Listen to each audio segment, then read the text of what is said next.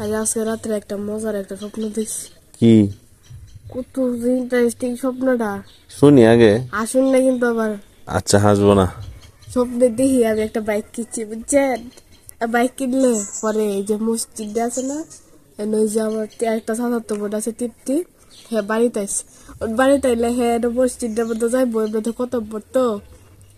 ওখানে আমি স্বপ্নে দেখি যে আমি ওর হেরে করছি তৃপ্তি আয়, আমি যাই তোরা দেয় বাইকটাতে যাই দেয় উমার পর আমি একবার যাই বাইকটাতে দিয়ে আইসি।